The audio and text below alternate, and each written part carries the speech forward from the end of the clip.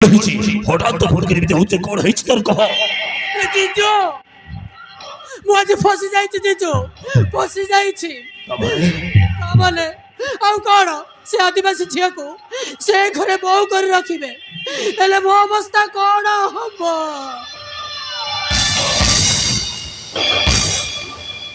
ও tension oh এই ঘরে বউ হইলে তোর অসুবিধা কোন আছে আরে তোর কোন অসুবিধা হয়েছে কহ তোর অসুবিধা কোন হব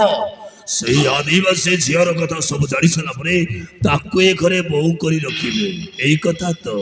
তোর কিছু বি অসুবিধা হবনি রিসা কিছু অসুবিধা হবনি କିନ୍ତୁ ଜିଜୁ ମୋତେ ଭାରି ଟେନସନ୍ ଲାଗୁଛି ତାକୁ ଯଦି ଏ ଘରେ ରଖିଲେ ମୁଁ ଏଠି ଆଉ ରହିପାରିବିନି নো টেনশন আলিসা তোতে যদি সেই তো সলতে ছাড়ি দেব তাহলে অসুবিধা কোন আছে তো নানিটা মরলা পরে ମୁଁ ବି ଏକା ହେଇଯାଇଛି ତେଣୁ ତୁ ଛାଡିଲାକୁ ମୁଁ ଛାଡିନି ହେଲେ ତୁ ଛାଡିଲାଟା ହେଲେ ମୁଁ ରାଣ୍ଡୁଆଟା ଆମେ ଦି ଜଣ ମିଶିବା ଆମେ ଦି ଜଣ ବାହା ହବା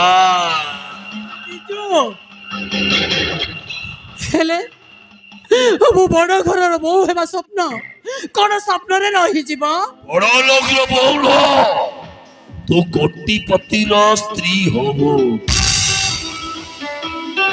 সময়কে অপেক্ষা কর আলিসা সময়কে খালি অপেক্ষা কর তোতে মু ভাই সারলা পরে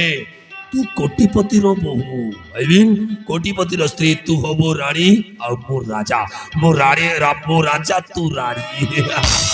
এই আলিসা আলিসা তোম ভিতরে থিবা সম্পর্কକୁ କେହି ବି ଜାଣି ନାହାନ୍ତି ତା ଛଡ଼ା ସେ ହାରାମଜାଦା ତ ଶସ୍ତ୍ରଟାକୁ ପୁରା ଟିକ୍ ଟିକ୍ କରି ହାଣି ସାରିଲା ପରେ ଏ କୋଟିପତି ବଙ୍ଗଳାର ମୁଁ ହେବି ଏକମାତ୍ର ଉତ୍ତର ଅଧିକାରୀ ତାପରେ ମୁଁ ରାଜା ତୁ ରାଣୀ ଆମେ ଆଉ କ'ଣ ଓଡ଼ିଶାରେ ରହିବା ଓଡ଼ିଶାରେ ଛାଡ଼ି ବିଦେଶ ଯିବା ବିଦେଶରେ ଗୋଟେ ଛୋଟିଆ ଘର କରିବା ସେ ଘରେ ତୁ ମୁଁ ତୁ ମୁଁ ତୁ ମୁଁ ହେଲେ ଜିଜୁ ଖଞ୍ଜଣି ଖଞ୍ଜଣି କ'ଣ କରିବ ଖାଲି ଆମ ବସରେ ବସି ଖଞ୍ଜଣି ବେରିବ ତେରେ କୃଷ୍ଣ ହରେ ରାମ ଖଞ୍ଜଣି କ'ଣ ମୁଁ ଛାଡୁଛି ଖଞ୍ଜଣି ପରା ମୋ ଜୀବନ ଖଞ୍ଜଣି ନଥିଲେ ବାଜିବ କେମିତି ମଉରୀ ଆଇସା